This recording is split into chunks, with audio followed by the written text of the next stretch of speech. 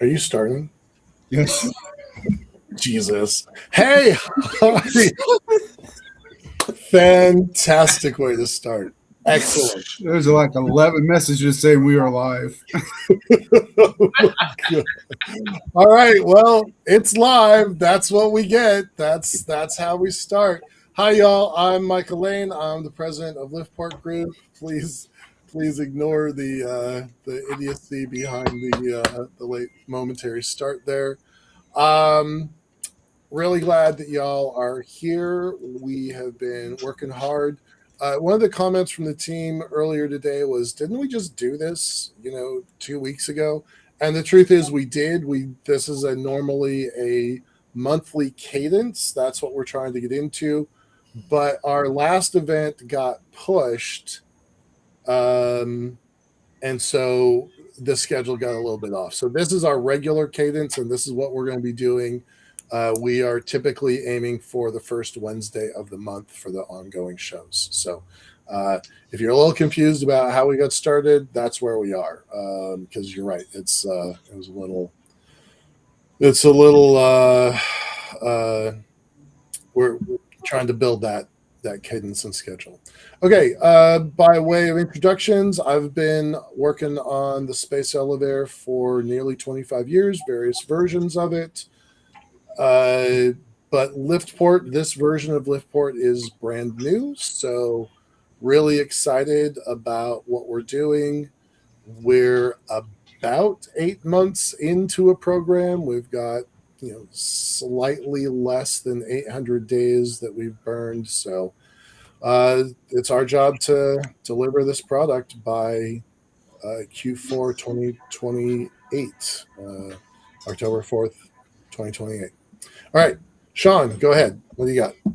My name Introduce is Sean Key. I am the CEO of Better Futures. I've known Michael since 2000. I knew of him and talked to him since 2005. Did an internship with him in 2006. Wound up working for him until the company closed. The first iteration of LiftPort closed, and then I went on to do other things for a while. We danced around the idea of trying to start a Huffington Post type of company for advanced technologies. Um, that one was a good idea, just couldn't get the funding to get the legs going on that one. Turns out media is really a lot about branding and marketing, and that is something I will discuss later. Um, and so my background is I left banking. I have a master's MBA with concentration in finance. Of course, I have a background with the space industry, but had a big gap. So coming back, it was a lot of learning I had to do.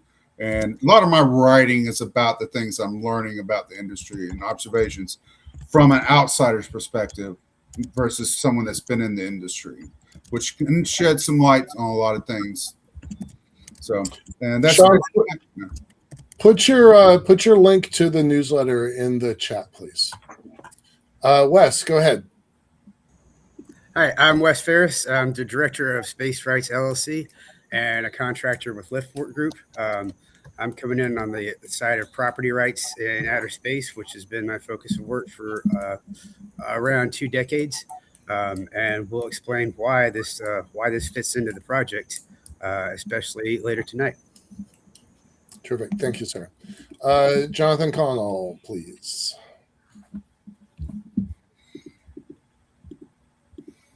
Suddenly, we cannot hear you. Sorry, there was an ambulance going past. Jonathan Connell, head of engineering at LiftPort. My degree was electronics, but I've become multidiscipline over the year. You rarely specialize in the thing you were trained to do. And this job at LiftPort is the most multidiscipline thing you can imagine. If you love physics and engineering and chemistry and mechanics, then this is heaven. I've never had so much fun. I've never learned so much either. Previously, I worked for Gravitics, who announced today that they have a contract with Lockheed Martin of national importance. I think we all know what that is, but well done, guys. You worked hard for it. You're giving yourself some credit. Number 6 employee at Gravitics. So, Yes. right there when the first foundations were being set up. So nice job, and congrats to your friends. We're big fans of Groupidics. That was I that's told you. that's their second big contract this year. Not It's a big contract, and it's no secret that they're going to go public any minute. There's probably not a coincidence the timing on this, but it's kind of impressive. I said to Colin, the president there, 5 years ago now, Lockheed Martin will be buying you in about 5 years' time, and I was off by a couple of years, but that'll happen. Right on. Joseph Lauren, go ahead. Hey, I'm Joseph Loran. I'm the engineering intern here. I have about 2 days left. So yeah, that's a little sad. I've learned a lot from these people you see in front of you. Sean being the finance wizard, Wes being amazing at law, Connell being an amazing mentor, and Lane being Lane. But yeah, so I'm really excited for this show tonight and to show you guys what we've been working on. Terrific. We're going to miss you. You've been great having you here this summer. So keep up the good work, sir. It's been a pleasure working with you this summer. I want to interject something real quick. Michael, you've been 2 for 2 on interns since I've been back. So you've been what? Sorry? 2 for 2 for interns since I've been back. Oh no, we have a long storied history. Joseph has some pretty big shoes to fill because our intern track record is off the charts. There are 6 interns that have gone on to become PhDs, so that's one path. And there's 6 that have gone on to be either CEOs of their own company or senior leadership in somebody else's company. So you got work to do, buddy, but you're off to a good start. So glad. It was really good to have you. And, credit where it's due. Sean Key was an intern 20 years ago at this very company. So, and I wasn't going to bring it up right now, but I interviewed one intern today. They were a little premature because we don't usually do our intern stuff until January, but they wanted to have a conversation. So I talked to a student at the University of Alaska today. Great kid, liked him, good first impression. But this early in the stage, it's really hard to start picking somebody. So I told him to apply formally in. And this is one of the things I was going to talk about anyway, so I guess I'm going to go out of order. But I told them to go ahead and apply in January. And we've got a section on the website. Go to the contact form. It's very clearly there. But we love our interns. My hope, so this year we had Joseph, just one. Last year, Christina, just one. The year before and the year before that and the year before that, we had 2. And I'm hoping that this next round, assuming we get capital in November, which is one of the things we'll talk about in a little while, assuming that happens, I'm hoping that we have 2 or 4 positions. We'll open screening in January. In January, we'll open screening. If you don't have your application in January, you will not get in because by February, we're already starting to make some decisions. It is highly competitive, but for the first time in years, maybe 20 years, we might have as many as 4 positions. So that's going to be pretty exciting. So I was going to bring that up later, but since we're talking interns, that's what we're going to do. All right. Quickly before we move on, I know I'm up next. For any potential people who want to get internships out there, my biggest tip right now is do not assume a company is too busy to talk to you. You are important. They want to hear from you, and do not assume you are not good enough. Go have those conversations, make connections, and you'll get a lot further than that than just applying online. Be yourself, basically. I'm going to add to that. Do something that makes you stand out, because You have to build something, you have to break something, and you have to demonstrate that you've learned something in those steps. And Joseph did that. Christina did that. Everybody does that. So build something, break something, learn from it. Yeah. John, did you want to add to that? Because he was your Padawan most of the summer. So you got anything to say? Yeah, we have given him a capstone such that the work he's done, simulation work done, will read on a control system which we will patent to facilitate our business, basically. And the groundwork that Joseph has done will get his name on that patent. And that's unusual for an intern. So I think that's important to give him credit. And there it is. That's what's going to happen. He will be our first intern that has gotten a patent. We've had some that have had some remarkable stuff. One of our interns had an idea so good that we took it to the chief scientist of U.S. Space Force. That's what this coin is the chief scientist. One of our interns had an idea so good we took it to Space Force. But Joseph will be the first patent intern that gets a patent. So that's pretty badass, buddy. Both of you guys, really great work this summer. Thank you. All right, let's switch gears. We're 12 minutes in. I wasted 2 of them by not even knowing we were live. Joseph, go ahead. Let's talk about better futures. I shared something. Are you guys able to put it on screen here? All right, perfect. So basically, what one of the things I've been tasked with numerous things. Michael doesn't give you one task. He makes sure you're well-rounded. Let's put it that way.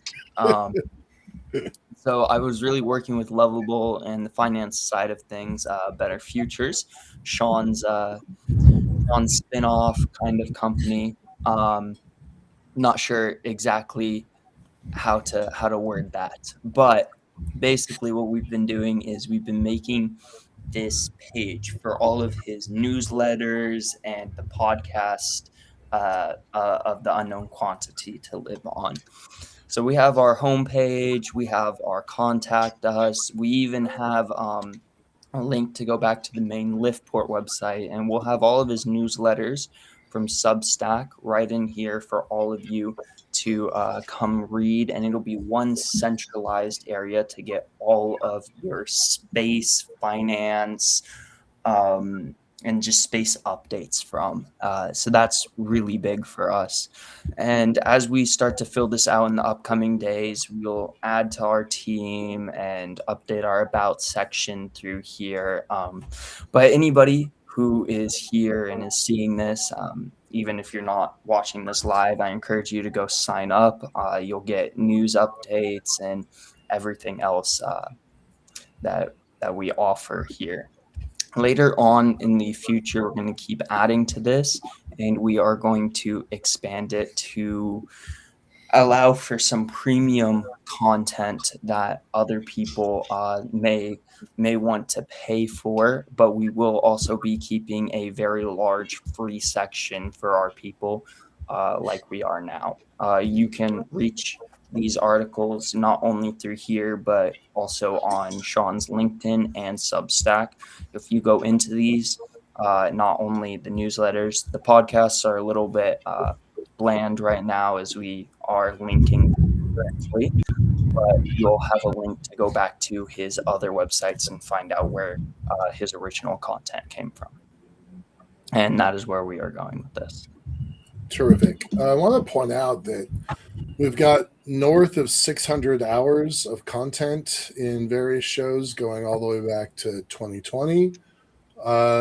We've gotten pretty good at putting together shows, whether that's online conferences, technical conferences, a podcast with the unknown quantity, Mars Society, Mars Coin, Blue Marble Week, Conversations of the Future. We have a lot of series of pretty deep technical one-on-one conversations. We've had, I just mentioned the chief scientist of Space Force. We've also had 4-star General Chance Salzman from Space Force, former NASA administrators, associate administrators, chief historian of NASA, chief economist of NASA, nominated but not accepted chief financial officer of NASA.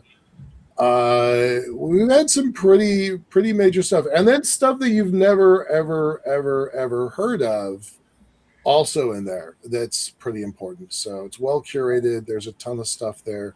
And then Sean's newsletter is getting some real traction. It is a source of information, and the tier method that he created, we use it. It's a part of our model building tools. So it's insight that is as useful and important. So. All right, let's bring on Sean, and what are we talking about here? Well, you got a new advisor. Sure, Yeah. Let's talk more about Better Futures. Yeah, well, let's talk about Better Futures. So whenever I came on the scene to come back in the industry, I reached out to Michael because I've been in contact with him for years and years, and he asked me if I was interested. I said, yeah, sure. And so I stepped in the role. And now Michael saw this as video productions and stuff. I saw something bigger. I saw the potential for it to be the Bloomberg of the commercial space industry. I still say it's going to be the Bloomberg commercial space industry. Every bit of my fiber is working towards being the Bloomberg of the commercial space industry. That's the reason why I write the way I do. And that's also the reason why I'm very passionate about what we do. But I come to the problem is that I got to have a little bit more help understanding how to get the visuals out there, get the videos out there. So I reached out to a friend of mine who is an actress.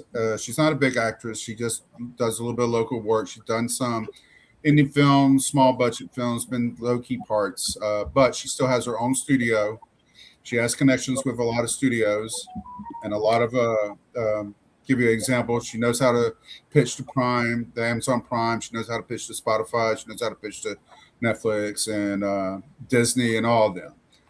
And so when I sit down talking with her and I asked her if she wants to be an advisor, she said, yeah, she'd love to, which is great. Now I got to go and sit on her podcast as a return of favor, but that's cool. But as I was telling her, my goal is I want to create a channel that is commercial space industry. I want to load it up with shows and stuff like that.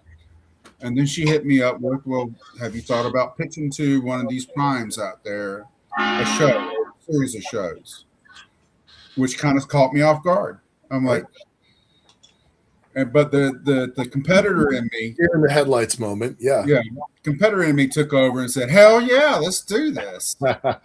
So there's some exciting stuff that's coming down the pipe for Better Future, especially on the podcast side. Interesting enough, on the publishing side, I have someone that might be interested in doing a similar role for the publishing side. So we're working in that direction, but I do have an advisor for the podcast side. We are working on creating at least fundamentally a very solid YouTube, clean up the YouTube channel a little bit, make it more presentable, promotable, make it into an actual channel. There's a lot of information. As Michael said, there's 600 hours worth of video on there. Heck, with the unknown quantities, 127 episodes. Right. There's some really good gems in there, folks. So make sure you get in there and check them out. As far as my writing is an observation about the commercial space industry. Some of it needs to be seen because you kind of get into a bubble, guys. I'm trying to get you out of it. And I'm trying to help other people come into the industry and understand what they're going to, the risk and the opportunities are. And remember, for every problem or every critic out there said, well, why don't you do this? Why do this or not this? Look, those are problems to be solved. Those are an opportunity to be made. They're not really critiques. They're just opportunities to be made. So, and when I come back next time, we're going to talk about some of my writings. Pretty neat. I want to point out we've had some people question like why Better Futures exists at all. Why do we have a media brand? That goes all the way back to the earliest days working with Edwards. when we were still under the NASA umbrella, it is vital to tell the story of what we're doing, right? We spend all this time doing hard engineering, and Jonathan and Joseph are going to talk about some of that, and Wes is going to talk about the policy piece of it, and that's deep in the weeds. And most people don't need to and don't want to know that level of stuff.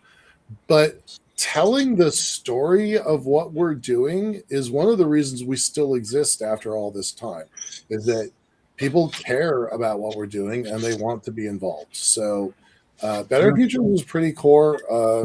It's as with the rest of how LiftPort is built, it's called LiftPort Group for a reason. We are building out active subsidiaries in each of these areas as both tactical value and revenues, and also strategic value of big picture. How do we get this elevator built? So, nice and there's a value in that story. I mean, there's a learning value. There's even just a drama value. Yeah, it's that old thing about if a tree falls in a forest and nobody sees it and nobody hears it, does it make any noise? Right. And you can have a great product, the perfect product, but if you don't market as hard as you make great products, you will fail. You can have a bad product with great marketing and you'll be fairly successful. We've got a great product, great marketing. So it's a necessary thing. Right on. Okay. Wes, let's go ahead and go. I'm going to turn on my light because apparently I didn't do that before we started here. Go ahead, Wes. Okay. Well, speaking of things that affect everybody, right now, the United Nations Committee on Peaceful Use of Outer Space is working on what could formulate the basis of a new treaty. If any new space treaty is to formulate, that's the body of the UN in which it would develop. Did you say? Am I being heard here? Yeah. Okay. Yeah, I saw something pop up in the private chat. And so they've completed what's called a draft set of initial recommendations on for space resource utilization, and it's to be voted on next year. In between now and then, they've slid in some language that is really dangerous toward the concept of private property rights in space. There's a piece of the draft text. It's a suggested portion of the draft, but it shouldn't be able to stick. It's straight from what's called the Moon Treaty. And it says neither the surface or the subsurface of the moon or any part thereof shall become property of any state, goes on to say, or any non-governmental entity or any natural person. Now that's everybody. So from a top-down level, it's even though this language from the Moon Treaty, which is a kind of a failed treaty, never really caught on, it's been slipped into this updated set of principles at the last second. Now I know who did it. I mean, I'll just be honest. It was China. It matches up with the contribution of their delegation. Right. You paid attention to the proceedings. Why this shouldn't, like, not only does it affect all natural persons, and there should be like legions and legions of pissed off natural persons, including you and me and everybody listening about this. Right. Is that it's under the auspices of the United Nations, and since it's under the auspices of the United Nations, it should follow a core principle of the United Nations called the Universal Declaration of Human Rights, where Article 17 says everybody shall have the right to property and nobody shall arbitrarily be denied that right. This proposed text is contrary to the UN's own foundational principle. So it needs to be pointed out on the United Nations level that if this is to be developed under the UN, it shouldn't exist. It's not only does it say non-natural persons can't have property, but it arbitrarily denies it without a vote. So it's a direct contradiction of the UN's own founding principles. Most people don't really care about that, but since it's being developed under the UN, this should not come to pass. So more attention needs to be between now and next year's Committee on Peaceful Uses of Outer Space. There needs to be a lot more volume and attention put on this potential clause, like as to who did it, the fact that it sneaks in this language from a very unpopular treaty, and the fact that it's contrary to the UN's own founding principles. How does something like that get stuck in and then not? It's not, nobody agreed to it. They just like inserted it into the docs as a draft. But are they able to do that? Like, doesn't it? So the chairman of this working group puts together a summary of all the delegates' contributions. So it's just a contribution, but if it slides in as a final text, then it serves as the basis for a new treaty, and that really just there's more if more attention is pointed out to that, then I think that this proposed text won't pass. Other than that, it's there's a lot of good things to this proposed overall text, saying that resource utilization isn't inherently a violation of the Outer Space Treaty. That part's good. That part everybody's agreed on for about 5 years. It's just funny that in this very last updated draft that got slipped in. And so what's the timeline for this draft, and then who's going to get the final review to say up or down the language is going to work or not work? It would be voted on in next year's next March or April, the UN Committee on Peaceful Uses of Outer Space. Fortunately, I'm a member of Space Renaissance International. It's a non-governmental organization that has speaking status. So it's like not under my watch. Like if I get to address this, that's where I'm going to point this out. Right. But I hope to do that before that time. I hope to point it out to like delegations, as many of the natural persons as I possibly can, and get some momentum against that proposed text. We're going to be talking about some of the ideas that you have in mind in a little while, but as an observer, as a speaker, you don't have any authority, though. That's not what SRI. No voting capacity. No voting capacity. Right. But that way, I don't.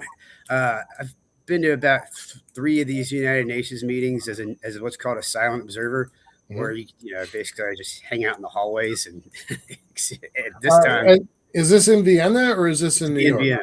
Vienna. This would be in Vienna. I hope that it doesn't go on to a full General Assembly vote in New York with this text in it. Right. But that would be the next step if the subcommittee in Vienna approves it. It would go on to the plenary committee on peaceful use of outer space, and then on to New York for a General Assembly resolution. Okay. That's what I don't want, is for this text to be in a General Assembly resolution. Right. Okay, cool.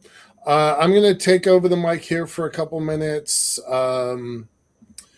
I want to show some of the stuff we've been doing in the background. Again, not so much engineering, but more operations side of things. Let me just pull up my screen here.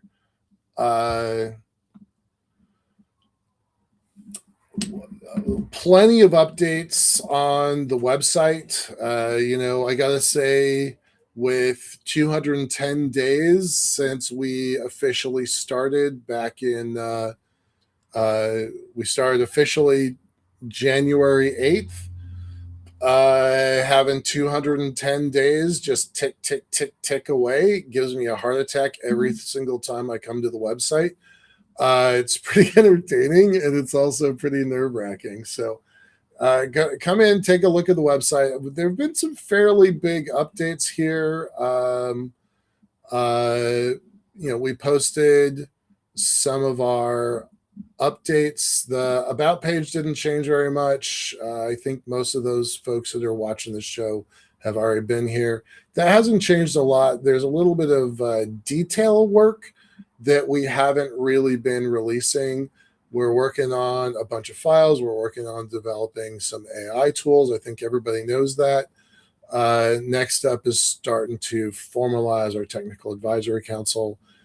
This is the thing that we're pretty excited about. We've talked about it a tiny bit, but this will be the world's first dedicated space elevator ribbon test. And we're going to talk a lot about materials later today. So just kind of have that in the back of your head.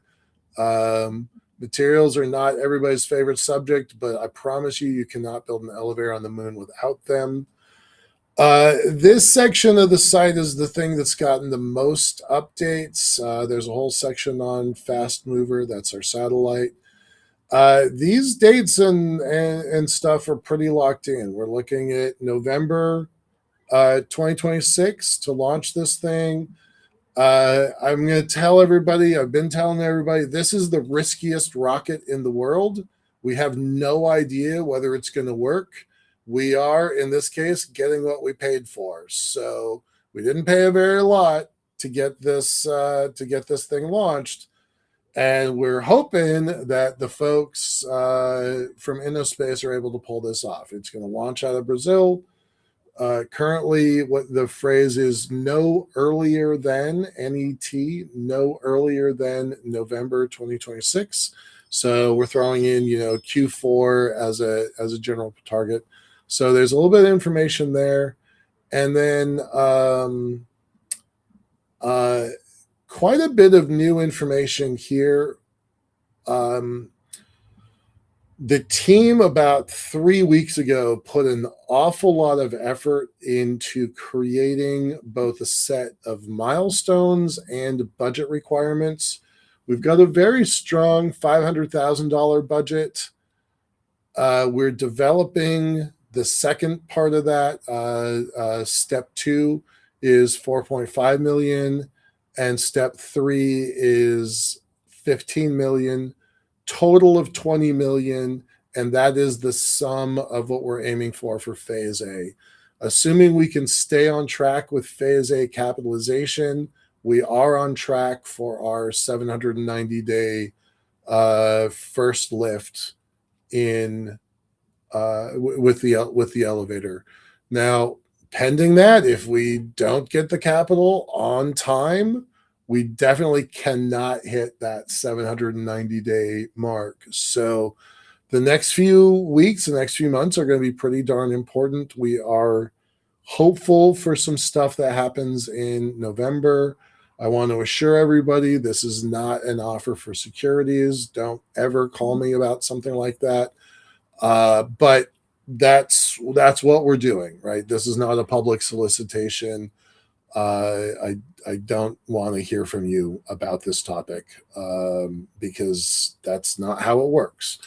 But that said, we are trying to capitalize our project. I talked last session about this development of a partnership where we go to the clients that will eventually use the elevator and ask them to become investors. So investor clients, as a way of lowering their long-term freight rates and also capitalizing our project. And that has been a relatively successful strategy. I'm not saying that we won't take venture capital. We definitely will, but it is not a really great fit for where we're at right now. We certainly want to bring in debt financing as part of this. And of course, we would love to have governmental contracts, research projects, that sort of thing. So that's where we are. These programs are pretty darn important, right? You just heard from Wes talking about space property rights. We're developing our technical advisory council. This, I think, is going to be one of the pillars that we depend upon as we formalize our relationships with people. You already know that we're building a data lake. You already know that we're building out a bespoke AI tool. We've had a lot of success with that recently. And of course, the stuff that we're doing in the background, robots, lifters, anchor stations. John's going to talk about the truss here in a little while. And I had 3 different education outreach programs all happening this week. So lots of meetings. So this page gives you a little bit of information about where we are. Not much has changed on the LiftPort webpage. The Lunar Elevator webpage. and the progress webpage is getting a pretty substantial overhaul. We have these rolling appendices of reports. I probably have, no exaggeration, I probably have 8 or 12 of these on my hard drive ready to upload. We've already got a dozen up here. And what we're also doing is we're tracking moments where reports have been superseded by later topics. So this is probably your best way of staying on track with the program as it unfolds, as we publicly disclose things. I'm going to yield back my time and bring on our next guest, but I'm going to come back to some other website updates here in a moment. Stop sharing this.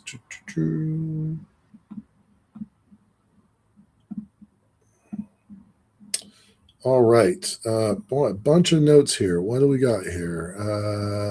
Okay, don't care about that. Who is up next? Joseph is up next. Let's bring you on about. Is it not John? Is it John? Hold on.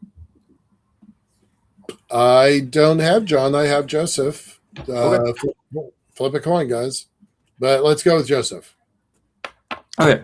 So I have only a few minutes right now, and I have a few minutes later. Later, I will show you guys the simulation I've been working on.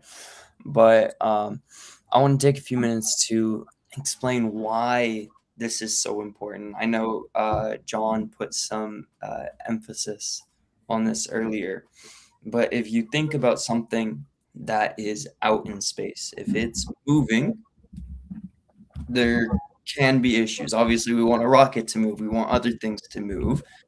But if we have a station at L1 or we have a station at the moon, we don't necessarily want either of those things to, move. That would be bad. If the moon started coming towards us, I think we would be in a lot of trouble. So one really important thing is for us to understand exactly how our ribbon is going to move. If it's going to move just in this, if it's going to come towards us away at an angle.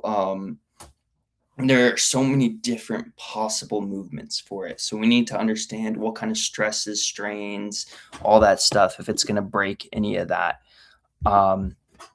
So with that being said, that's exactly why this simulation is so important, is because you can put all these pieces together, and even if they hold without any initial movement is going to break them if they're on the brink of breaking. There's concepts I'll get into later, such as Moore's circle. That's a really big thing because it changes the stress and strain dependent on the angle of twist, which will also change with gravity. Our weight will change with gravity. All these other forces, they don't only change with gravity, they change with weight, they change with dimensions of payloads. They change with just about everything you can imagine and then some. I guarantee me nor John will know everything that is going to happen before it happens, and we can eliminate as many of the factors as we can think of. But when you're sending a crew in a rocket up into space, NASA, the first time they did it, there's no way they thought of every single force acting on it. I'm sure they got out there and they figured out, oh, there's a micro asteroid out there, something. There's a million things that can happen. So in my simulation, we really boiled it down to what are the key forces happening here? How do we fix this? Where do our issues lie? What are the issues? And truth be told, we had issues with the harmonics of everything. If the resonance is equal to the same resonance as the natural frequency of our material, that creates big issues. I was talking with John about this a long time ago, and a very big thing that you can think about on how this is a big issue is if you think of and this is an analogy he gave me, but if you think of a washer and it's spinning, it's spinning, it's spinning, as it starts to slow down, you'll see in a certain frequency, it'll start to rattle a lot more. And that's a big issue. And that's something that we've been working on, not only myself, but me and John collectively. Am I out of time, guys? I can't hear you. Sorry. Yeah. Go a little bit farther about why this matters. Yeah, absolutely. Big picture. Big picture. Big picture on why this matters is beyond just what our mission. I even beyond our mission. If we screw up out there could be significant impacts for us here on Earth. Let's say a station from L1 broke because we didn't have everything in equilibrium. Right. And it started moving back towards Earth, and it didn't all get burned up in the atmosphere. There goes Tokyo. or Maybe I wouldn't have put it quite the same way, but you're not wrong. You're not wrong. So beyond just our mission, this matters tremendously for everyone. This math, we can't get it wrong. We can't get it wrong. That's where I was aiming for, right? Getting it wrong has catastrophic implications. John, you're muted.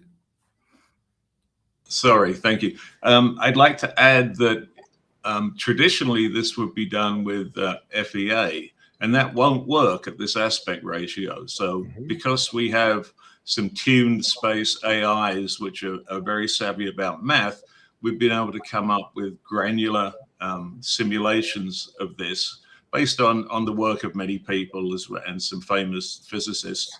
But we've nailed it, and we're getting results which were very close to the results that Michael got 20 years ago when he last did this. So we're in the right ballpark. Several papers agree with us, but these are coming out of our work, and in particular Joseph's work, and it's looking great. So and to move forwards a little bit with that, that being said, it doesn't mean we didn't have any issues with fine-tuning this. We had an initial idea how we wanted to do this. We had our issues. At one point, I probably told Michael this isn't possible. Right? You did, right? You did. You're I'm not sure this is going to work. And then about a week later, once I added in so many of these other factors and we adjusted a few things, I was like, Michael, this is possible. And so those are the things. This didn't come without struggle, basically, right, is what I am saying. The thing that's making it possible is the bit you're going to get your name on the patent of. That's the key to this. I am somewhat famous for the phrase, quote, "There's a profound difference between difficult, very, very hard, and impossible." It's important to know the difference. Impossible takes a bit longer, right? Yeah. Well, Joseph, we're at the very, very hard stage of things. What's that, John? I was going to tell Joseph that him telling you that it was impossible with I had the same feeling about that when you told me the budget. Yeah, also true. John, we're going to bring you up and talk about trusses, please, and other things. Okay, trusses. So why is LiftPort interested in trusses? Well, I'm gonna jump in here for a second because Wes asked me to like outline the system a little bit because not everybody understands it. You do that. Yeah, let me just kind of break in for a second.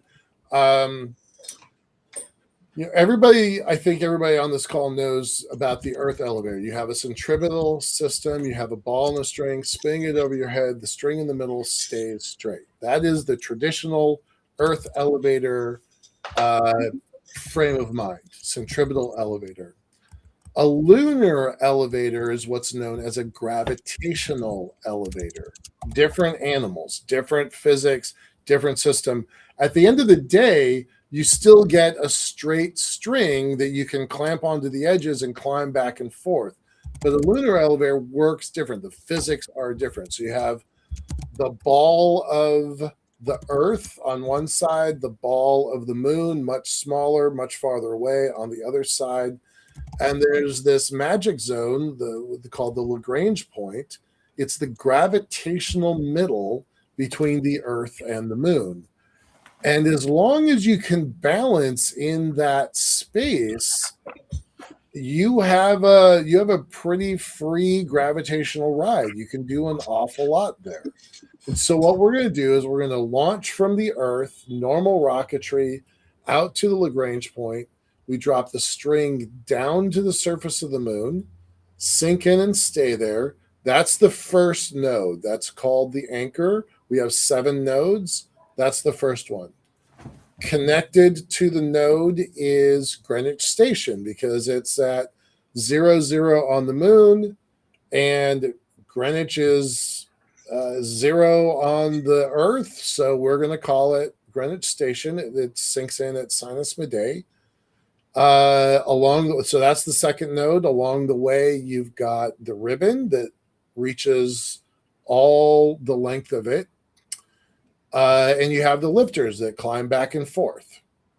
And then at the Lagrange point, you've got 2 other assets. You've got the truss, which is probably the very first thing that goes up. And you've got LiftPort Station. That's our commercial space station. That station can be as big as we want it to be, and that's not hyperbole. We've got physics to back that up. Normally, L1 is considered an unstable position, but because we are being held taut by the ribbon to the moon, we are in fact co-orbiting with the moon. We are connected to the moon. And then the final piece, back towards Earth, not touching, it's still a long ways away from the Earth. We've got the counterweight. So those are the 7 nodes. Anchor, Greenwich Station, lifters, ribbons, truss, LiftPort Station, and the counterweight. So I just want to put that whole box in there. We're pretty interested in all of these parts. We've done a lot of different parts of these. So let's go ahead and switch this over to John so he can talk about the truss. And yeah, I do kind of make the mistake of slipping in counterweight versus countermass. Of course, I tend to be relaxed about the differences, but it actually does matter. So mass, yeah. Okay, go ahead, John. The truss that lives at L1. It's a critical piece because it's what joins the lunar leg to the Earth leg, the counterweight, and it needs to transfer the momentum through it effectively, but it also needs to leverage our pattern so that it doesn't snap any cables and it doesn't get pulled off station too much. The interesting thing about Lunar L1 is it's a saddle, right? It's not a gravity well like being over a black hole. It's a saddle, so it's more the top of a hill, and if you become unstable, you'll roll either way down the hill. You'll head towards the moon or you'll head towards the Earth. So there must be station keeping. But because of that, let's envisage a long truss, hundreds of yards long, which we think will be there before long. You're actually getting gravitational stress, tidal stresses on either end of it, and your field tubes. And so you need you don't want a rigid truss. You want a truss which is capable of responding to those stresses, because that'll prevent things getting pushed out of position. We need a conformable truss system. And what are we going to do with that truss system? Well, first of all, trusses, up until recently, they've always been flat packed on Earth. You get them into orbit and you inflate them, you pump gas into them, you pump water and it freezes and they become bigger. But that's pretty much gone as of now, apart from for solar cells. People are going to be assembling them on orbit. And there's a series of missions being launched. The DARPA's got Nomad, which is specifically assembling truss in orbit. There's another name that I picked up here, Opterus. They're actually 3D printing tubing in space, truss. It looks like rock and roll box truss. And they've also got a pre-stress, which I think might be the right one for us. It's a ring truss, but it's sprung with cables. So it's flexible, but under tension, the cables hold it. So it'll want to be a slow curve. If it's a mile long, it will do that. And it won't be in stress if it does that. It'll just very happily do that. So I think that's interesting. And the limit to the truss, you know, these things are going to flat pack. It's shipping raw materials up and then welding. Ion beam welding was just tested and they did great. And there's more welding projects coming up at the end of this year. These things can be built. And we need to build one. And what will we do when we build it? Well, it's transferring the momentum from one point to another, but it'll also be a logistics hub for us because there's cargo coming up, there's cargo coming in. It's not just a straight railroad line. We'll have to hold things and schedule things, and not all customers will want things at the same time. We'll need to hold logistics and plan loads, and there'll be some load balancing and some cost accommodations. So there will be parking. It will be like consider it a semi parking lot. We're going to have pre-configured logistics packages which will be tied into the truss and wait there.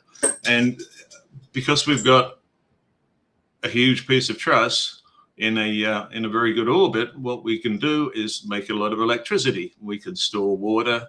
We can have sewer hookups. So in effect, if you're planning a long distance mission to one of the other planets, you can pull up to a trailer park. You can hook up sewer and water and power and sit there while you plan and get your logistics deliver, assemble the mission, assemble extra stages, then you can go on your way. We also want to use it as a shelter of last resort. That's a really big thing. No one's building that at the moment. We want to see some kind of a universal docking configuration. We can't build this alone. So the world needs to help us. But some kind of universal docking configuration where if your spacecraft is dying, like Apollo 13 was dying, they wouldn't have had to go all the way around the moon and freeze all the way home. They could have pulled up at L1, got out of the craft and waited for help to arrive and years food so they could live and oxygen. So that's very important. Prepping for Mars. There's an old medieval thing, which is how many angels can dance on the head of a pin. Well, how many trusses can dance on the end of an L1? And the answer is one. There can be only one. Do you feel it, lad? The quickening.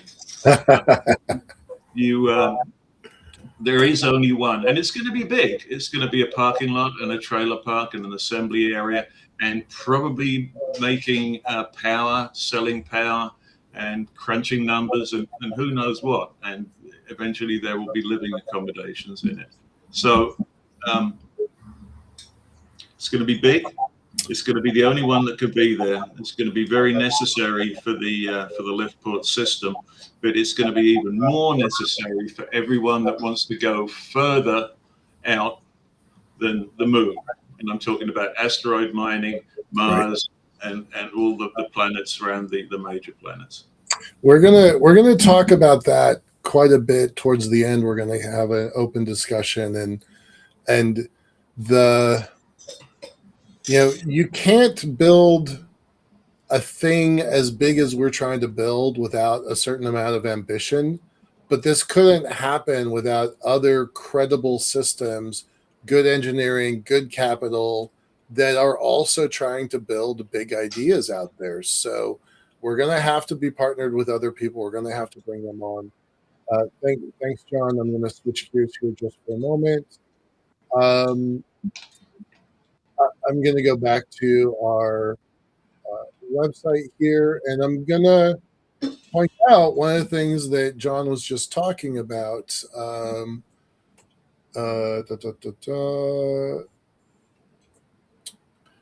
We've got this new tool coming up on the website. We talked about it a little bit 2 weeks ago. It was not ready for prime time yet. It is getting closer to prime time. But this is really designed to help people understand the value of that L1 position, right? Earth, Moon, Lagrange One. Not everybody knows what that means. I hope if they read this mini site that they understand what that looks like. This is what we're trying to do. We're trying to bring the price down from $500,000 a kilo down to 50,000 a kilo. Importantly, that's only getting cargo from our elevator down to the ground. You still got to get to the elevator. That doesn't change. There's a lot of information in here about the system and what we think is going to be an optimized version of getting from the Earth out to VLEO. There's going to be tugs that get you out to L1, and then you're going to have choices. You can take propulsion down to the moon, or you can take our elevator. And then the reverse turn is mass drivers or propulsion or the elevator to get off the moon, and then down mass all the way home. And that's going to be this optimized transportation stack. So watch for that. That'll be up on the website here in the next few days. We've already had this this map if you wanted to get from where you are to where you want to go. That's all coming online. We're pretty happy about that. This is what John was talking about just a moment ago about these saddles and gravity. You got to deal with gravity all the time, and so this is the gravity well of the moon, the gravity well of the Earth. I don't really love this graphic, so don't depend on it because there's some stuff that's kind of wonky about it. Like I said, we're still trying to put that together. But this is the stuff I want people to pay attention to, right?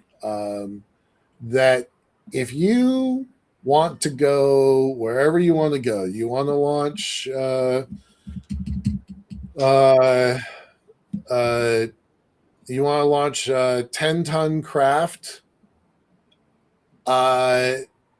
wherever, to the moon, to PN7, to Venus, to Mars.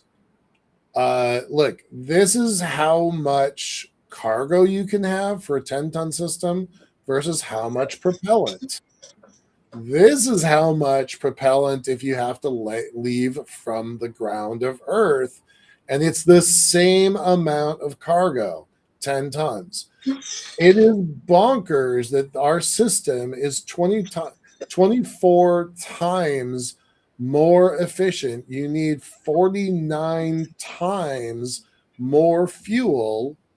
And yeah, we know that right now you got to start from the Earth to go anywhere else you want to go. But eventually that's not going to be true. And that makes our position at L1 so much more important. So we're going to give this out to everybody to kind of start playing around with that. We've got a lot of little assumptions in here, so you can kind of look at how to read the chart and methodologies. So, but this goes to the point that John was just talking about: safe havens, a little bit of cool animation. Head home to Earth. That's one option, but we'd like to give people a secondary option of head out to the L1 point. And we think that is a safer, faster solution for folks that are in trouble. So that's Michael, real quick. Yeah, please. Just for the audience out there and for record, the cost from L1, and when you figure out the average cost of rockets to the surface of the moon, you figure out what to take out the distance from L1 to the surface. You can figure out the cost per kilogram for that to get to the surface of the moon from L1 in a rocket, and it's going to be $234,000 per kilogram. Let that sink in, because that's very significant. Mhm. Cost savings that we are able to create once we deploy, it changes the industry. It literally will change the industry. Period. Everything. Yep. I'm gonna say thanks and a little appreciation to Joseph. In our backroom chat, he says, "I have to say that the LiftPort website looks way more fancy than when I learned about LiftPort." Joseph, when did you first send me a message? Was that like December, October last year, or January this year, something like that? Probably like January or something. Yeah. No. I mean, we're starting. We're in start mode here. I'm gonna answer Jason's question on the chat here. Sorry, we haven't been ignoring you, man. We just got a program we've been trying to stick with. But as we introduce more mass, can we also increase the size of the L1 point? All right, so the L1 point is really a mathematical idea. So don't think of it in terms of mass. It's not like that. Here's the Earth, here's the moon. The moon moves around the Earth, but it's not a perfect circle. It moves, sometimes it's closer in and sometimes it's farther out because it's an oval. It's a close circle, but it's not a circle.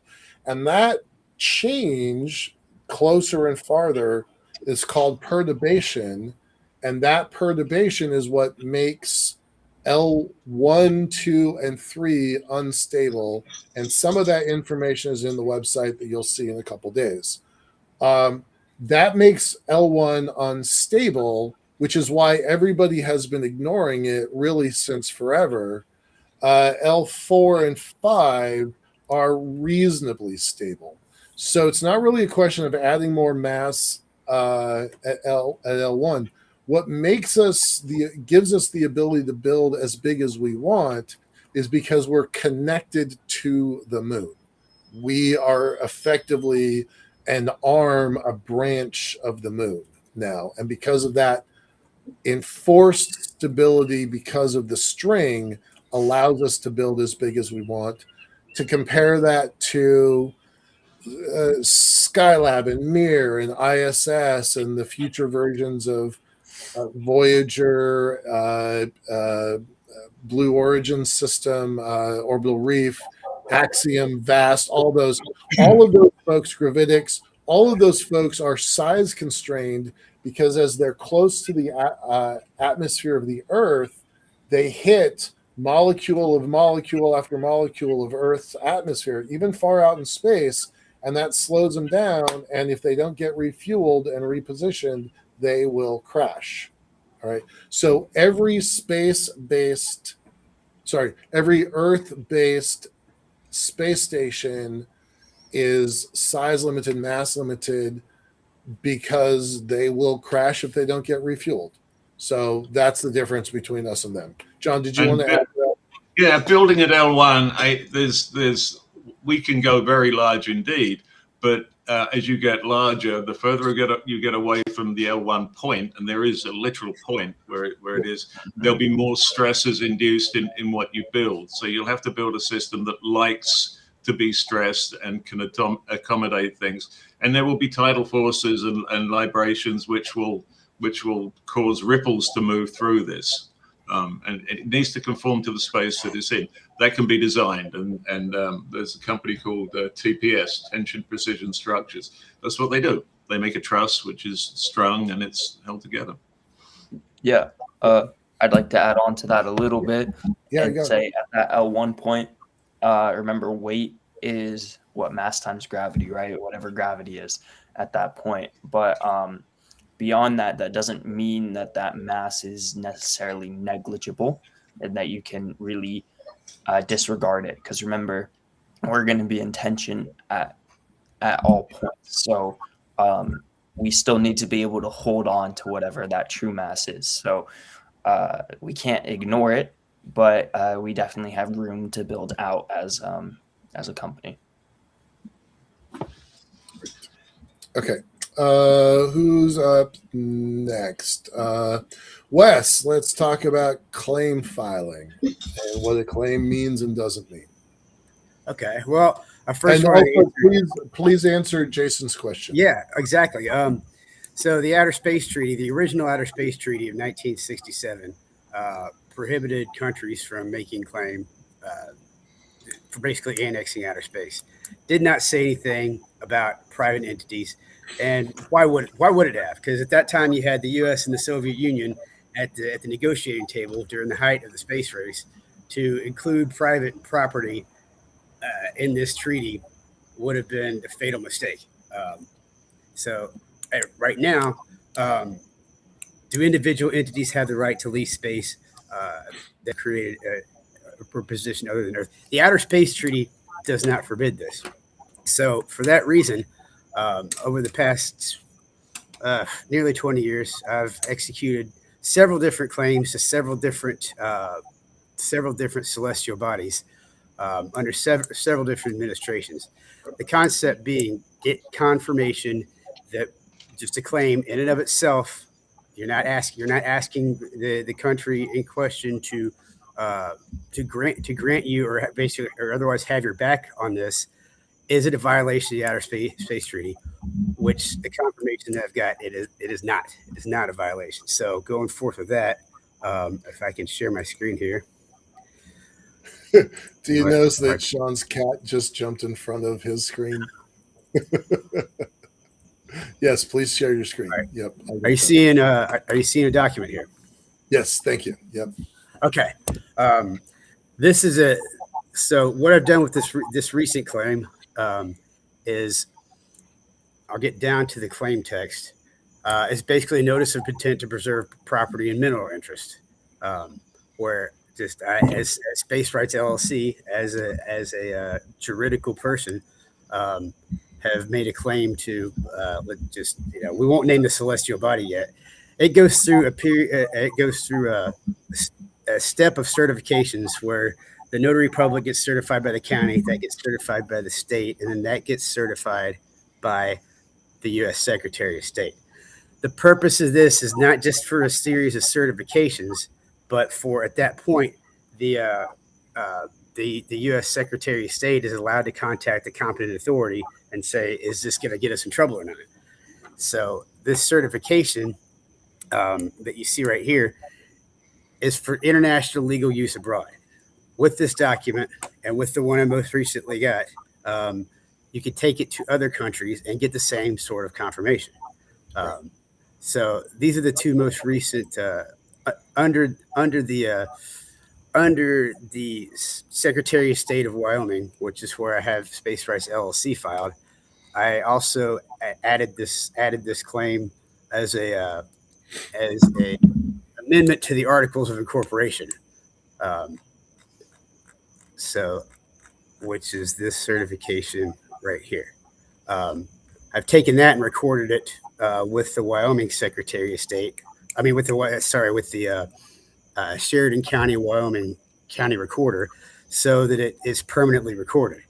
So I basically recorded this claim under three different archives, so I could get further certification. And basically archive it in several different ways so I can get the same kind of certification. The most recent of which is called an apostille certification. Going back to this document, about 2/3 of the countries on Earth have come up with a treaty called the Apostille Treaty, which minimizes the amount of underlying certifications that you have to get for legal use abroad. This most recent one that I got back was it started as what's called a miscellaneous case filing, where I just placed the same document on record with one of the U.S. federal courts in what's called a miscellaneous action, where the case there's no plaintiff, there's no defendant really. It just places it on record, which can now go into the National Archive. The certification that comes upon that is from the U.S. Department of Justice, and then this is why I did the apostille certification this way. So in our conversations, so I thought it was a really big deal that Secretary of State Marco Rubio signed a document a couple weeks ago, and you're like, yeah, that's cool, but hold my beer because it's this apostille. It's really this apostille. So describe why. So not and this isn't your first Secretary of State document. You've gotten 7 signatures. It's 7. Yeah, I've done this under the past 7 secretaries of state. To me, that's a big deal because I'm a novice and I don't know this stuff. Why is this apostille document one step beyond that? Why does this matter? Under the apostille convention, that you can also get this on the state level, but some countries don't respect that. Okay. This gets the most respect out of two. I'd say 2/3 of the countries on Earth.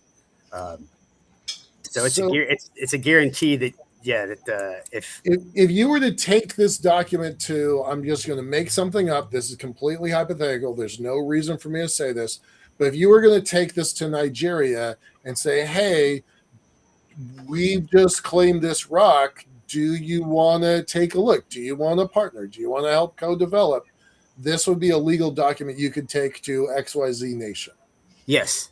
Excellent. I forget whether Nigeria is a part of that convention or not, but one of the two would be. I'm not trying to pick any particular country, but Nigeria has been on my brain a lot lately. It's been they've got a space program.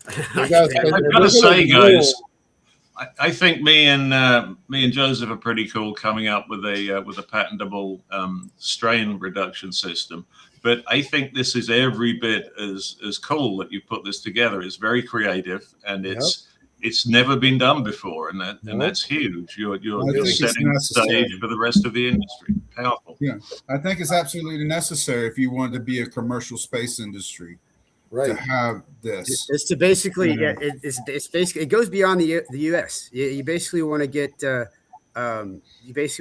same kind of confirmation and like as many spacefaring nations as you possibly can that there's no violation of what you're doing under the Outer Space Treaty. Again, you're not asking for any other endorsement than just that. But this gives you unless you're a citizen of that other country and can start fresh from the bottom up with the notarial certifications, this gives you a way in if you're starting out of the U.S. So Luxembourg is well known for being interested in property rights and mineral rights in space.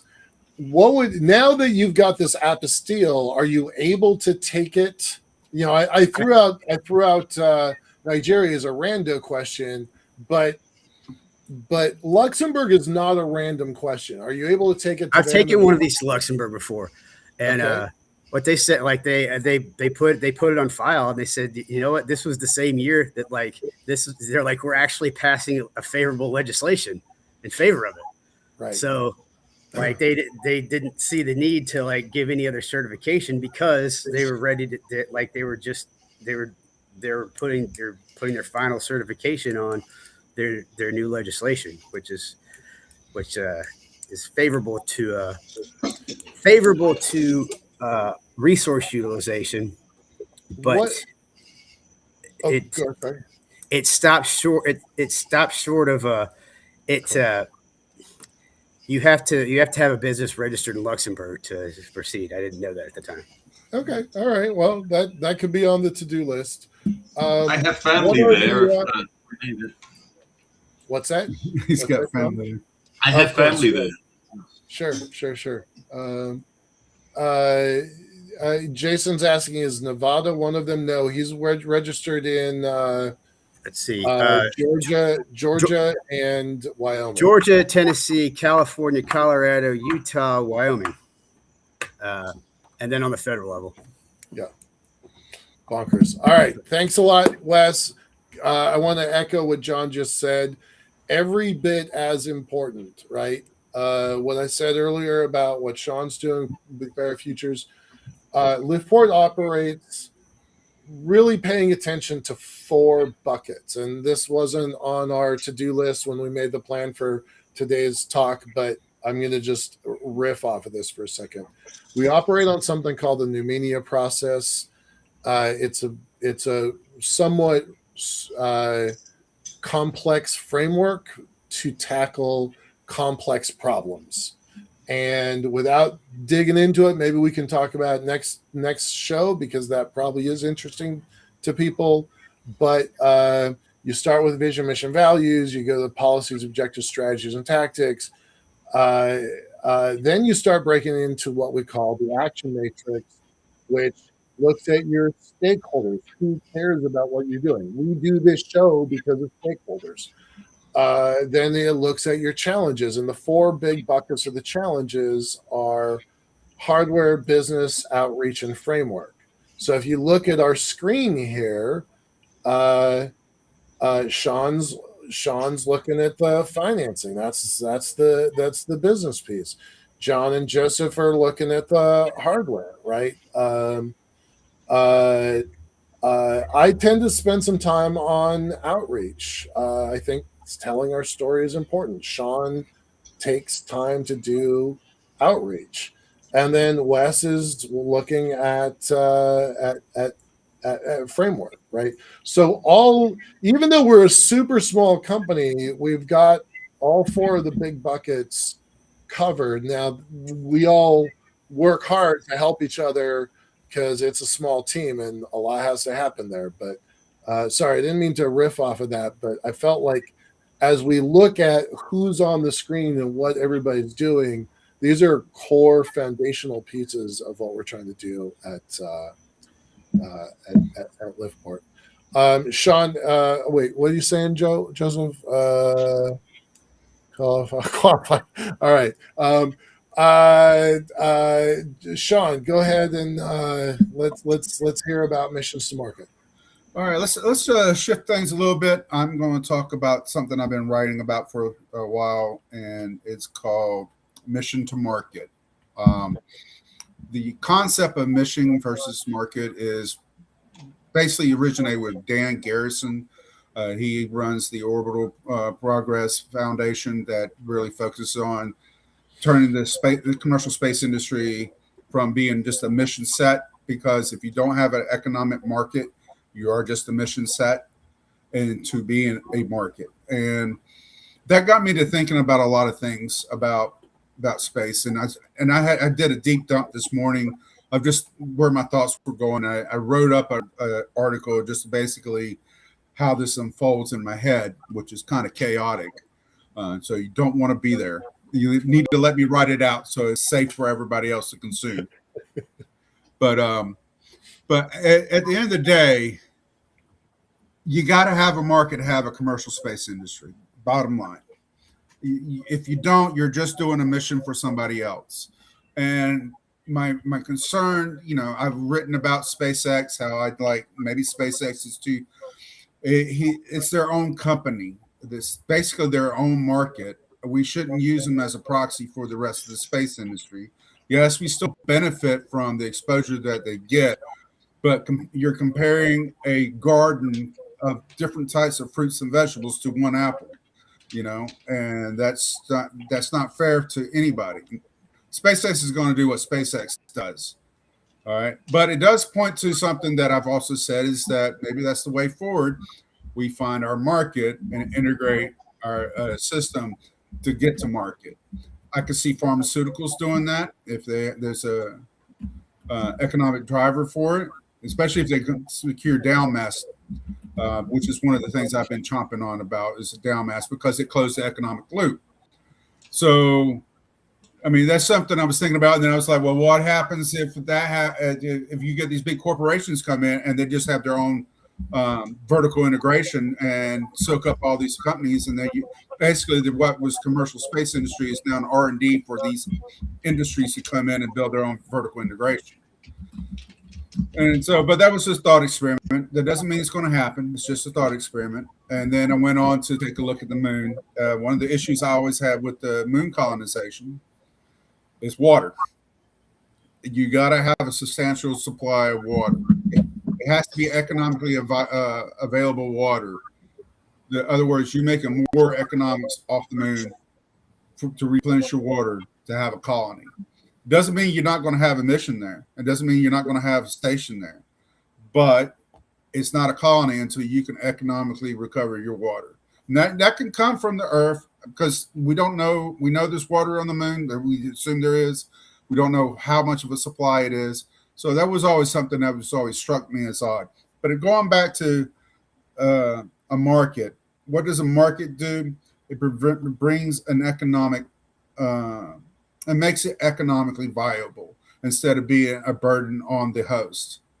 So that's basically what I'm looking at the commercial space industry. It's what it interests me when I came back. I said, we got to do this so we're not tethered to being enslaved to government contracts. We need to be tethered to being enslaved to the humanity. And part of how being enslaved to humanity is provide something for them. And as Dr. I'm stumped now, but there was a guy, and you'll know who I'm talking about, Michael. I'm having a brain freeze, and he said it on the show. Without space, we will not be prosperous. He said space is the key to humanity's prosperity. And it was Dr. David Livingston, absolutely. Yeah. And he was very much right. That is turning space into a market instead of a mission. I love that. We're going to talk some more about that in our kind of open discussion. Just letting the team know we're a slightly behind schedule, which actually helps because that gives us a little bit of time to do our open discussion. I'm going to take the mic for a moment and do another screen share. Before I do that, I want to just say, our show 2 weeks ago that was kind of out of sequence. I was off at Space Camp and I built a CubeSat. Hello, my name is Michael. See that? It was super fun to do that. So I want to give a shout out to the teachers in space people. I spent 4 days in a really terrific classroom, and they were very helpful. I really liked what I learned. I really liked the class and the community. So just want to shout out to them. Thanks for that. This is the very first CubeSat I ever built, because that's not the thing that I work on. So it was really fun. Shout out to Joe Luttrell at Cube, because he designed some of the early the early frame, the structure, the truss system of this CubeSat. So it's really nice to kind of see the community working together there. And then the other thing I want to share, which goes back to why I just talked about the challenges. Wait a second, where am I at here? There we are. A different piece of the website that y'all will not have access to is we've got an admin piece, and what we decided to do is to really push onto LinkedIn. And okay, is that really, really something that LiftPort has to do to build an elevator on the moon? I'm going to say yes. I'm going to throw down the gauntlet and say yes. That's our reach, that's our community, that's our professional experts are all in that community. So we've decided that we're going to go all in. And so we built an internal tool for the team that is highly detailed. We're going to target, get this, we're going to target 1 million impressions a year per person, which, by the way, is 19,000 impressions a week. So we're starting this. And there's a full wizard on getting set up and who are you, and walk through the steps. We've got our roster built. We can add more. I told you we're going to be working really hard to bring on our advisory team. They're going to get into this thing. basically the idea is we want to touch 1 million people digitally and use that as building our commercial sector, building out our industrial infrastructure network, building out the brain power that we need to get the elevator built, to build the relationships to the capital markets and to the education community. In just 1 week of experiments for me, I started basically at zero. I got 12,000 impressions this week. I'm pretty happy about that. I don't care about the number so much. What I care about is that I got 25 meetings this week scheduled through LinkedIn. That is unheard of. That is unprecedented. I have never been able to do that before ever. And it solidifies how valuable LinkedIn is going to be to our team. We've got logging.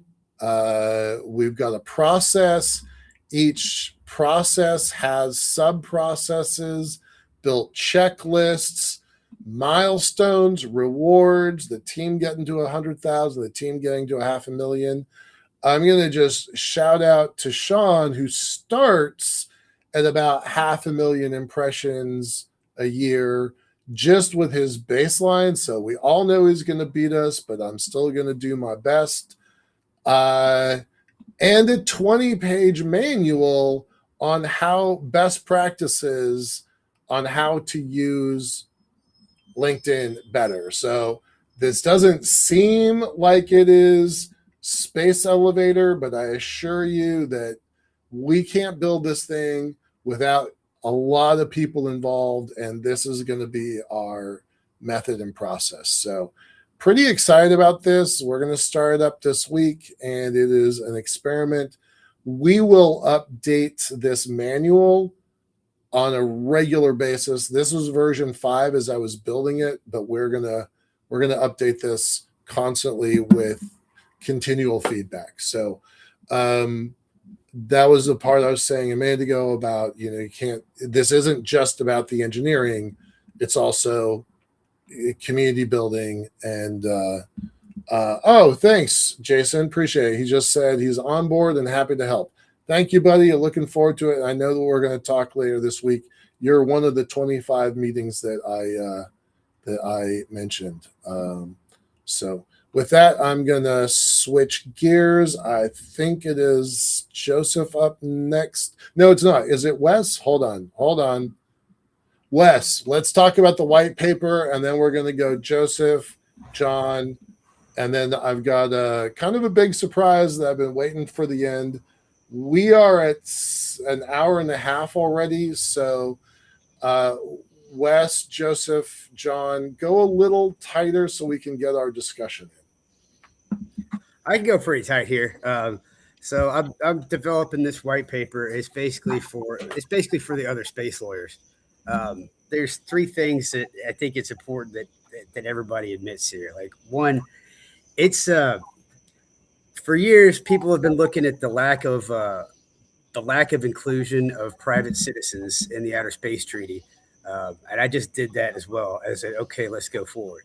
But it's also important to talk about the United Nations treaties that do prohibit private property rights. Like under the law of the sea, the ocean floor, under international waters, they have that clause there where it says also like no national appropriation, but also no natural persons. The Moon Treaty as well, no national appropriation, but also no natural persons. So another reason that the Outer Space Treaty doesn't, like, it would have clearly so stated this. There's clearly language in other United Nations treaties that could have been said, but aren't. Now, as far as the second big part about this is that so far the national legislation, U.S., Luxembourg, UAE, and Japan, favorable to space resources, saying that they can be owned. Give me that list again. The favorable USA, Luxembourg, UAE, and Japan. They stop short of they don't mention they only mention extracted resources. They don't mention resources in place.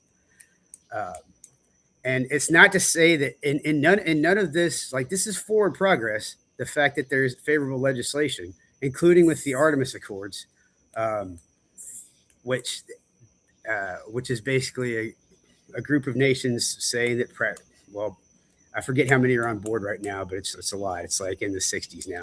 That 70s, private research utilization is okay, but it doesn't say anything about resources in place. This does not forbid, just because the law hasn't been written yet, it doesn't backwardly. None of this national legislation nor the Artemis Accords say, but in situ resources in place, you can't have those. It doesn't say that in any of those.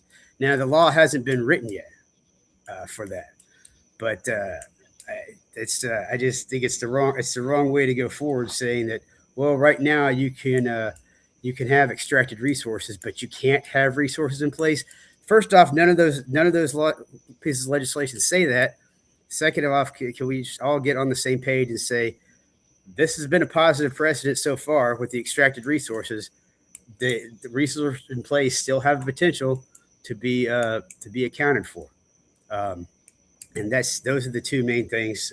I'm not going to read my intro to this verbatim, but just the two things that I want to get the other space lords to agree with is that there are treaties that say that you can't, UN treaties that say you can't have certain kind of rights beyond national borders. The Outer Space Treaty clearly didn't say that, and even though these new pieces of legislation and the Artemis Accords, bilateral negotiations, are favorable to extracted resources, that's nothing against resources in place. Right. So tell me this. There's 4 nations that have good legislation, useful legislation around this topic. There's 70 nations that have signed the Artemis Accords. Wes, I'm going to ask you to dig into the Artemis Accords for our next show, because I think that's something that folks should understand. This white paper, if it's you who posts it and it's you who's pushing these claims for the last 20 years, by yourself, it's really hard to push that rock uphill. Why get 5, 10, 25, 100, 1,000 space lawyers to sign this? Is so that you're pushing the rock at the same time, that each of you makes it a little bit easier. So to get us all on the same page. Exactly. Right. Because so I think in a lot of ways we are. Well, but that's your intuition, right? Yeah. So that's why the signatures matter, is to get to get people to stand up and say, nope, this is the rock I'm going to push. I'm going to help Wes push this rock. Because it's not just about you. It's not about LiftPort. It's not about Interloon or Offworld and Stellar World. It's not about, Christian Savage and her Savage architecture. It's not about Dr. Tompkins and his team that's trying to put data centers on the moon. Everybody needs this. Every company, even the nations, whether they agree or not, everybody needs this one rule that they all can push this rock together and agree on, that this is how we're going to proceed. And it's the wild, wild west. So I'm really grateful. What John said a little while ago, like, this is a breakthrough thing. It may not look as sexy to the VCs. It was like, what's your patent count? Like, they know how to ask that question. They don't know how to ask what are your governing principles? What are the rights that you have claimed? They don't even know that they should ask that question. So hats off to you for that. It's quite good. Yeah. Okay. Yeah. Lauren, right. Great. All right. Lauren's up next. Yes. Yep. All right. Earlier I talked about Moore's circle very briefly. I'm going to go into that more and demonstrate my simulation. Trying to think about what would be best to describe this with. So we're gonna start with what Moore's circle is. It's basically a way to tell how the angle of twist is going to affect the stress and strain on an object. So if I have an object and I twist it, that suddenly is going to have different stresses and strains and forces on it in different ways than it would if I didn't twist it. And that's very important for us because as our payloads get closer to the moon, our ribbon starts twisting more. So we need to understand exactly how this is going to affect us. And we need to also think about, okay, well, if we have more strain than stress at this particular time, is that going to break something? Do we need to add more material here? Do we just let it go? What do we do in that situation? So that's very important for us. And that's something that I've been really working on in this simulation. That's actually my individual project, is adding basically making an add-on for this overall capstone project. And that's part of the larger Alexandria development of AI tools to help us build faster, build more efficiently, integrate that you do something and then other people and the other people and the other people. So we build together, right? Yep. So Moore's circle, you've got a ribbon, it's long and thin, and all of our diagrams always show it's a single ribbon and it's a straight line. But reality is it's going to move constantly. It's going to move from the sun. It's going to expand and contract thermally. There's going to be various shocks on it as it moves in and out of the shadow of the moon and shadow of the earth, limited. It's going to have a nearly 500-degree time change, a temperature change, delta T, and this thing is going to wobble. It's going to move. So that's really where Moore's circle comes into play, right? Yeah, okay. Exactly. We want to keep things under tension as much as we can. That's how this is going to work. But you can't have everything under perfect tension at all times. That's just not realistic. Right. All right. So here's your simulator. What do you got? So here's my simulator. It shows a lot of our tension. Like here, it shows our tension profile, strains. It'll show the displacement in each direction. And some of this Connell, John, gave to me. And he really let me go off in my own area, and we can see over here safety factors and all this other stuff. So that was pretty much what I was given. So I added in these distributions, thresholds we need to meet. And if you see things over thresholds or anything else, it doesn't mean that we can't make something work or whatever. It means that we need to refine our plan.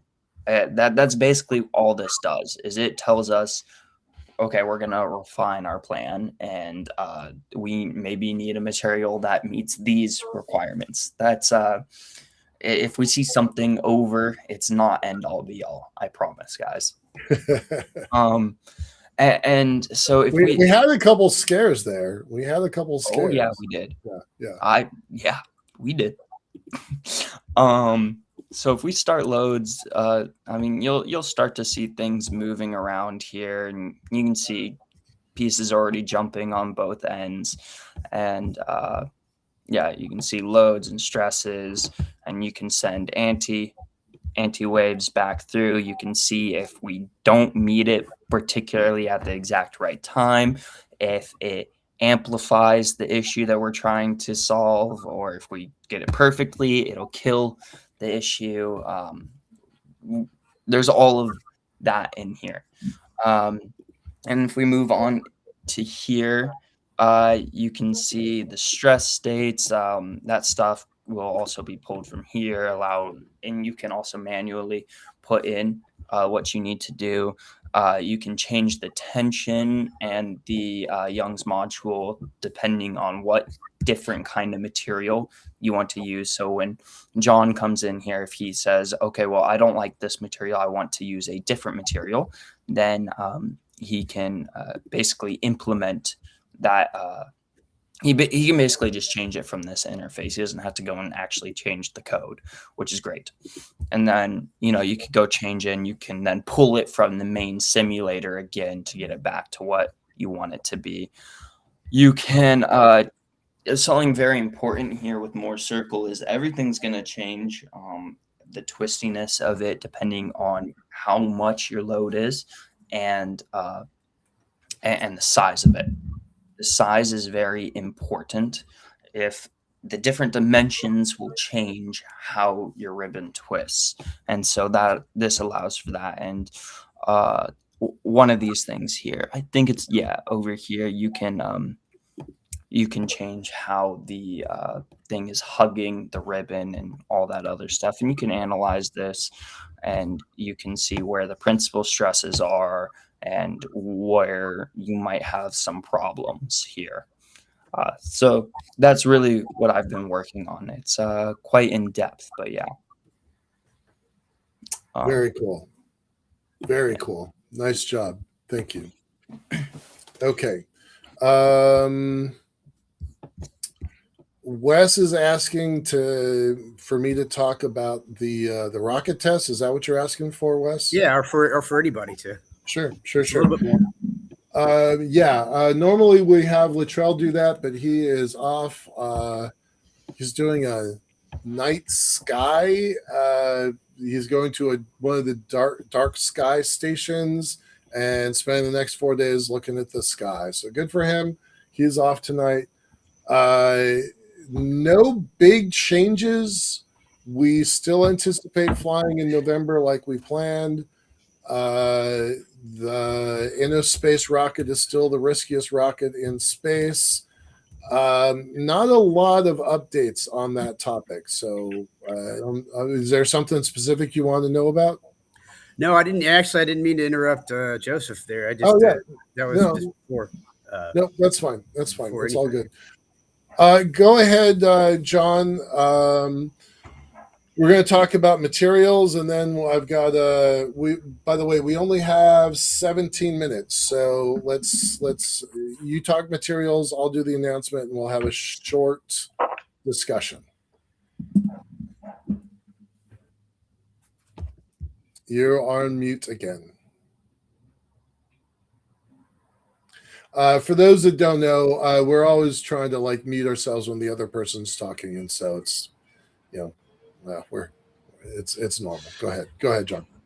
Materials. Just a thought on the industry and materials development. So, in around about 1920, there was probably one plastic. It was called Bakelite. It was a phenol-based plastic. And there was natural rubber called gutta percha, which they still use in root canals. And there was nothing. What caused an explosion in polymers was the Second World War. And that created hundreds of new recipes. And then going on from that, they tweaked and improved them. But then in the 60s, 1966, an amazing year, Star Trek and Batman came out and Lost in Space, but also PVC was invented as a clothing material. And plastic phones were injection molded for the first time. So plastics.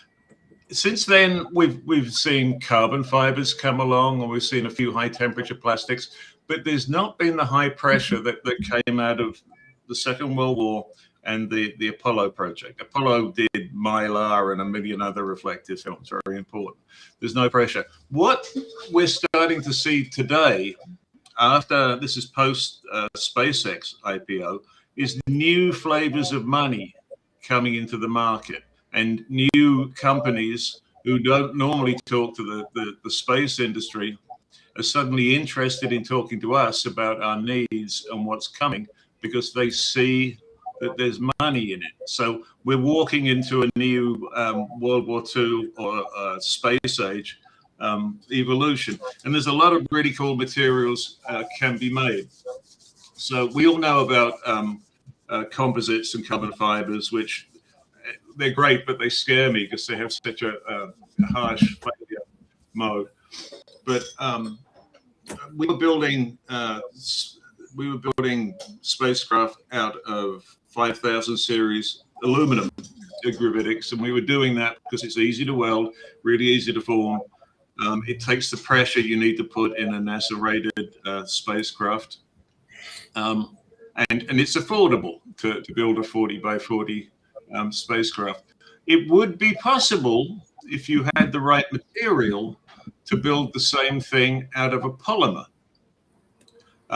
It's not today because they haven't invented the polymer, but there are companies looking at doing that, and that would be a radical change because it would remove forming and welding, and it would let us have habitats for the moon and for space that come out in one piece in mass quantities. You could put 20 on a rocket, and that's really interesting.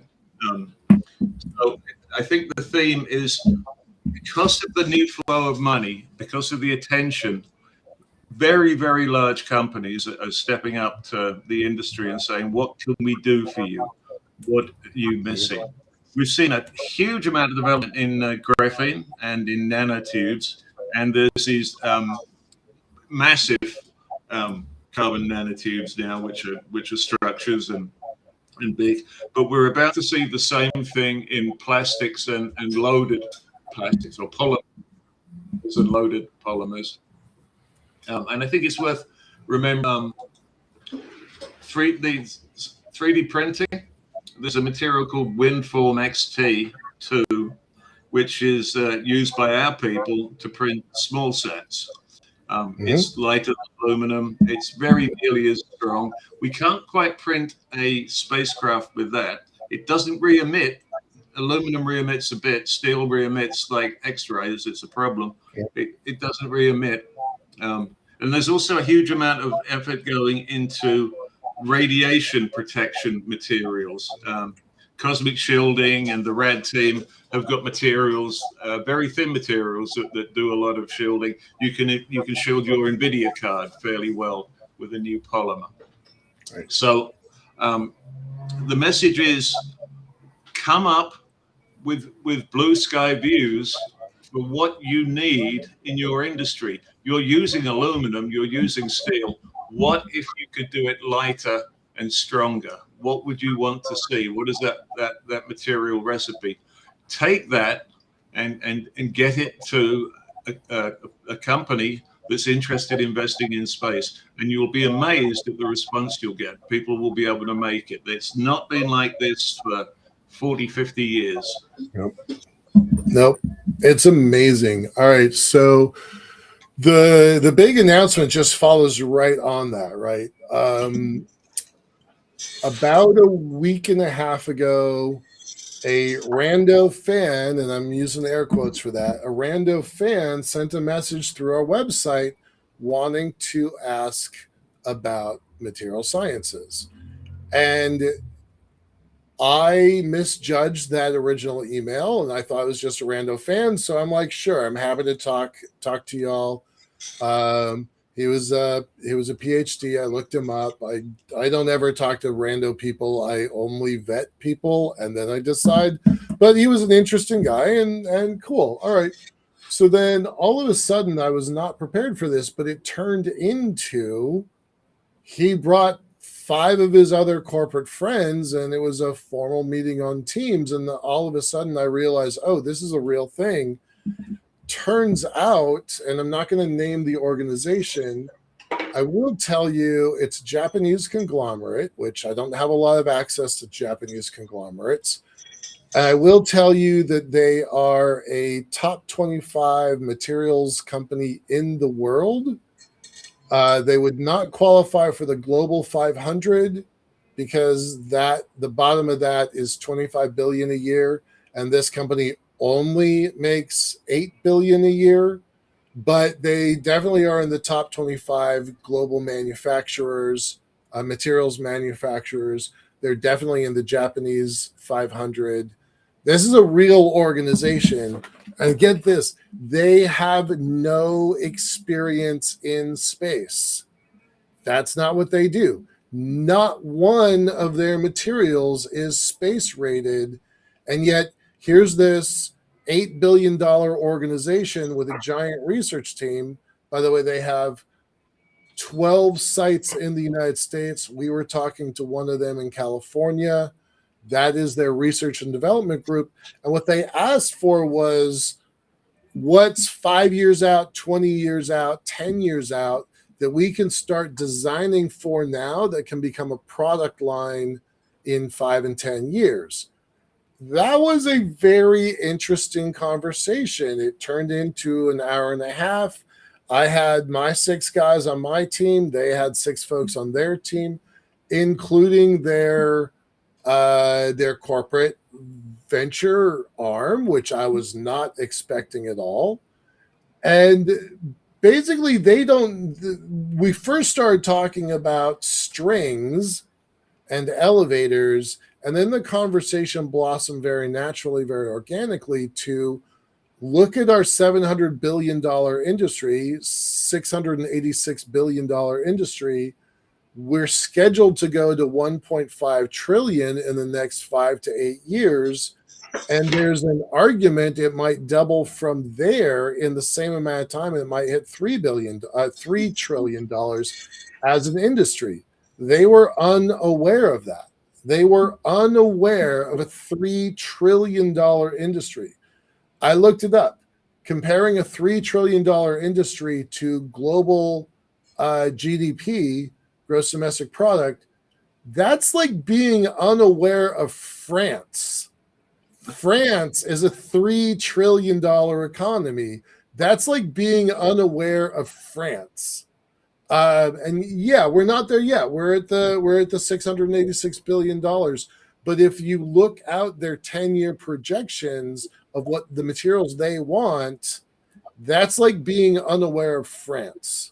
So we started talking about our industry. We started talking about what's happening, not just elevators on the moon, but the entire ecosystem. There's probably 25 global launch systems, 5 in the United States. 20 global launch systems, probably 30 individual launch vehicles in the next 10 years. There's 6 to 10 space stations. There's 6 to 15 space tugs and cyclers. There's our elevator. Like all of these things are all coming online, and they all have materials science problems. It's a 500-degree temperature change in moments when the sun moves in and out of shadow on our ribbon. That there may not be a material for that. Certainly coatings are a problem. So this organization does not make our kind of strings, or I want to be really clear about that, but they make that interface that anything that touches our string needs to have.